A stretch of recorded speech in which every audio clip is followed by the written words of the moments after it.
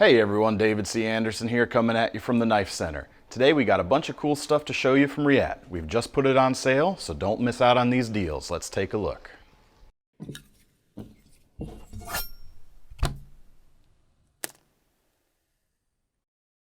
First up, we've got the Baby Machine, a very cool titanium frame lock with an RWL 34 blade. The blade itself is flat ground and it actually drops a little bit from the handle, which means it's going to be great for working on a board like a cutting board or a craft mat or that sort of thing, where you can really get a lot of use out of that tip in a draw cut like so. The very cool thing about the frame on this Baby Machine is that there's no backspacer. The two sides are screwed together and the fit is perfect. It looks really cool with this raised point right here.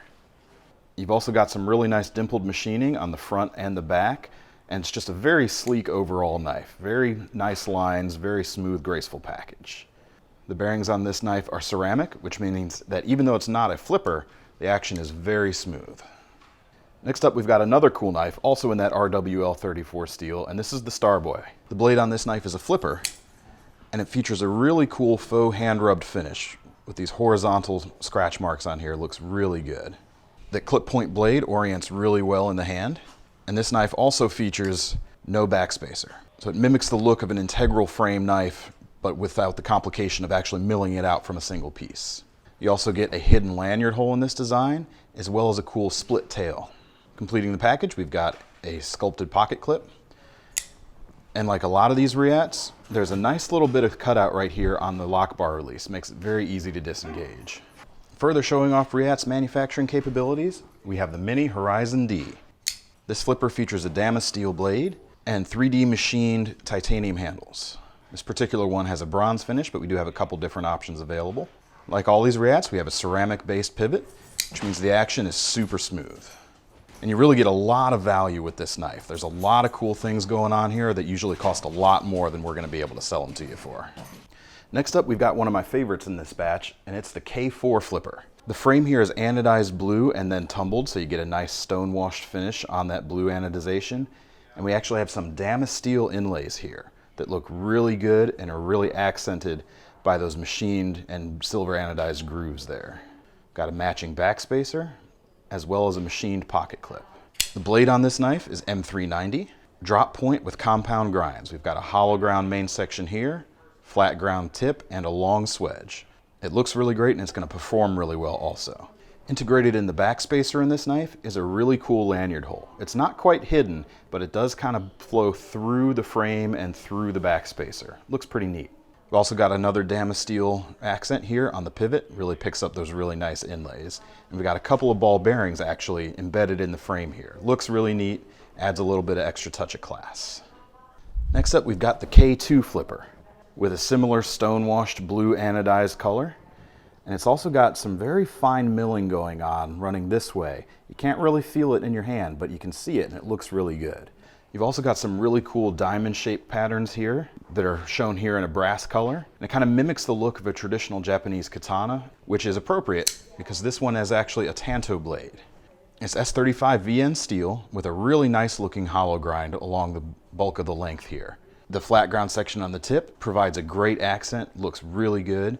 And you've got a very fine swedge running along the back. It comes almost to a sharpened edge, not quite, so that's really cool as well. Next up is the most dramatic knife we've got to show you today, and this is the K3. Before we open the knife, you can already tell it's stunning. The Mokutai inlays really set it apart. We've also got a backspacer that has a cutout here revealing a few milled slots. You can use either of those as an attachment point, but we've also got a lanyard hole here at the back that echoes that same shape. We've got a really nice milled titanium pocket clip on the back with a ceramic ball on the end. And not only does that look great, it actually reduces friction. So it makes it easier to take in and out of your pocket when you're ready to use it. The blade itself is Damas steel with some wicked compound grinds going on. Really just a dramatic blade shape, really makes a statement when you open it. Next up, we've got the Valhalla, which not only looks great, the finish on this particular example would make it a great EDC option. We've got an RWL 34 blade with a stone-washed finish, meaning it's going to minimize the appearance of scratches over use. And the flat grind and swedge along the back is going to make it a very efficient slicer. Just like all these knives, the action is great. It feels solid in the hand. The lockup is very good. And we've got a really cool pocket clip on the back as well with kind of an interior cutout. You've got a lot of nice texture here at the back, and the front kind of looks like an arrow with these cutaway sections here. We've also got some really cool cutouts on the front side, and this frame is stone washed as well, so you're not going to be afraid to put that in your pocket lest you scratch it up. It's going to look really good, and it's going to look really broken in once you get some use on it. And finally, we've got the Epoch. If I was going to carry any of these knives, this would probably be it for me. It has a really nice CTS 204P blade, drop point with a flat grind and a swedge. The nice thing about this knife is it sits somewhere in between a gentleman's knife and a workhorse knife. It can definitely get a lot of hard work done.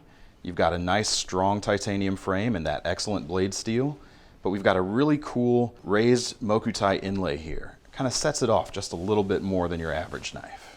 We've also got that ball on the end here on the milled pocket clip, and another cool backspacer with that recessed lanyard hole. So that's all we've got to show you for now. If you want to get your hands on any of these great Reate knives, click the link in the description below to visit the original and best online catalog of cutlery at KnifeCenter.com. See you next time.